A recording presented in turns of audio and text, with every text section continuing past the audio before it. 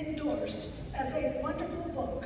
So I encourage you all to buy it and support Mo. He's currently running for election to the U.S. House of Representatives. He's dedicated his entire legal career to advocating for immigrant communities. A longtime member of ALA, he served on, I don't know, Mo, how many committees? Like zillions of committees. Too many committees. Using his experience and expertise and leadership to advocate for a fairer, more humane immigration system. He's committed to reforming the broken immigration system as the Trump administration continues to intensify its attacks on immigrants and asylum seekers. He's a bold leader who has dedicated his career as an immigration attorney to advocating tirelessly for immigrant families and standing up for what is right. He believes in creating pathways to citizenship, protecting families from unnecessary and cruel separation, and passing legislation to protect and support dreamers. We need more immigration attorneys in Congress, so you all, you're not thinking about it now, think about running for Congress. And we're so proud of one of our own for stepping up into this role. That's why we are incredibly proud to endorse Mo in his campaign for Congress, and we can't wait to watch Mo win his election and create wins for immigrant communities in Congress. Mo, we couldn't be prouder to present this award to you. Please.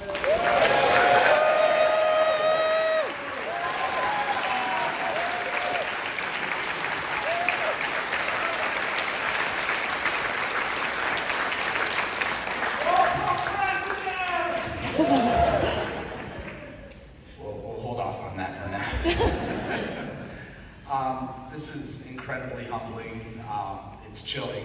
I'm so honored to be here, surrounded by so many fighters, colleagues, and I want to thank Immigrants List. I want to thank you, Denise. I want to thank Ira. I want to thank the entire board for supporting this crazy idea I had to run for Congress. I'd be remiss if I didn't mention that today is World Refugee Day. Yes.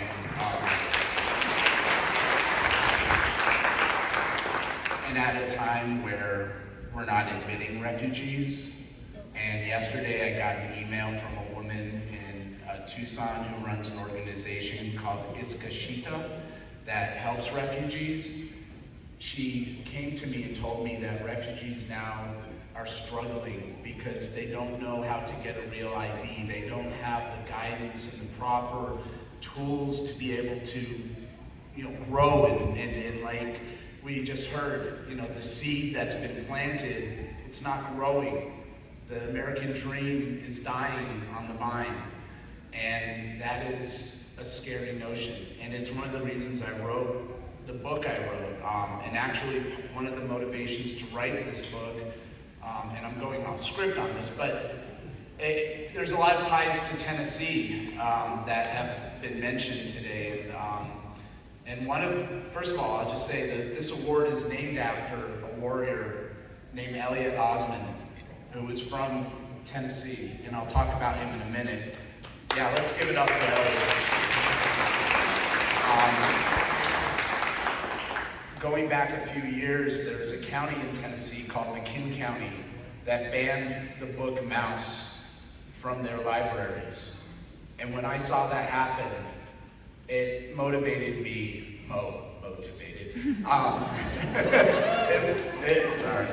motivated me to think about writing a book, because if they're gonna ban books, and books that talk to me and speak to me about my family and what happened in the Holocaust, which that book is one of the most powerful books that I've ever read, and it taught me as a young kid about the perils of what happens when people get dehumanized. I am not going to remain silent, and none of us should remain silent at this time.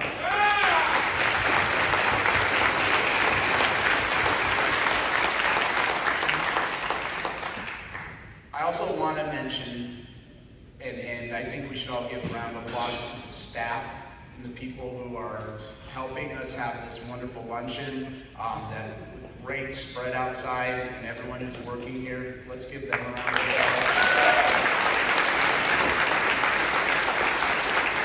So this is where I go on script.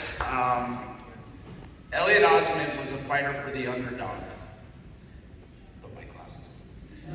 He stood up for the people who needed him the most. His legacy will always be remembered through his zealous advocacy. And no case was more illustrative of that than the cases of Juana Villegas. Let me talk about Juana for a moment, because this was a foreshadowing of what we're seeing today on a daily basis. Juana was in a hospital in Nashville, and ICE had her shackled to a bed while she was giving birth to a baby boy. This was in 2008. And she was held there while she gave birth because I think it was Davidson County. Yeah, Davidson County had a 287G agreement with ICE.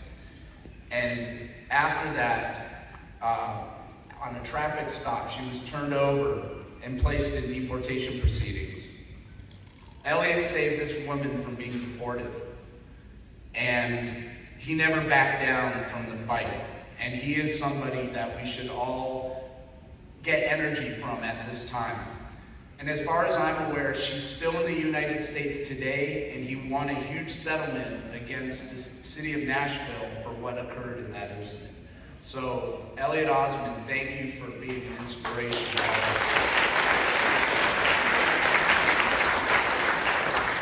I'm reminded of Miss Villegas' case on almost a daily basis now. Look around what's happening. I look at the news today and I read about a young boy who's been here for, I think, like 11 years. He's 19 years old. Came here when he was 8 from Honduras, a soccer star for his soccer team. And he went in to check in with ICE, and they deported him. 19 years old, most of his life in this country. I think of the case of a 19-year-old woman in Georgia, Jimena Arias Cristobal, who was accidentally pulled over when they pulled over the wrong vehicle. And the error has now placed her and her life in this country in peril. Miss Arias Cristobal has been in this country since she was 4 years old. She was too young to qualify for DACA. And thanks to the Trump administration for pulling the plug on that, she now has to fight for her ability to remain in a country that she has known for most of her life. And I found a quote from her father, Jose, and it really spoke to me, and I want to share it with all of you. And this is a quote. I know a lot of people think bad things about us because we broke some immigration laws. I understand that. But when we come here, we fall in love. We love this country. We are ready to build America together. We're just looking for one chance to stay here with my family because we are good workers. We are not criminals. And thankfully, because we have fighters today like Dustin Baxter, who is representing this woman, hopefully she'll be able to remain in this country. But it is dire out there, and we need to all step up, and we are the front lines of this. So, what motivated me to run for Congress was people like Representative Ricks, who I interviewed on my podcast. People like Simba Rusita, who you had just spoken about, Oliver, who's a refugee from Burundi, asylee from Burundi, who survived 4 coup attempts. These are the people who make America great. It is not what you're seeing in mainstream media. It's not the BS that's being shared by the Trump administration. And I could not remain silent in a time where they are trying to make us afraid and fearful to speak the truth. And so I just want to say that this award is your award. I am going to take this back to my office, and anytime I see it, I'm going to think of all the people out there who are doing the best they can during a time where we're all struggling in different ways, whether it be having to help other people, or the secondary trauma that comes with that. And I will just mention one other thing. There's a quote that came from the Talmud, which is the central text of rabbinic Judaism, in case you didn't know I'm a Jew. But there's a verse in that, in the Talmud, that's always been a driving force in my daily life. And in short, it is, whoever saves one life saves the entire world. And I know that's pretty dramatic, but it's true. We have to look at each individual as a person with a life, a family, and a future. And every single person in this room should realize that in the gravity of this moment, you are helping to save lives. Our democracy and our Constitution, one person at a time. So just remember that. Whoever saves one life, not saves the entire world. My campaign is gaining momentum. I'm just going to use mo-puns for the rest of the time. And so, lift each other up, and let's everyone do our part. I decided back in February I was going to do something that was a little bit unconventional for myself and for my family, and I think we all need to take bold steps right now. So thank you so much. Thank you again to Immigrants List, and thanks to all of you for your camaraderie.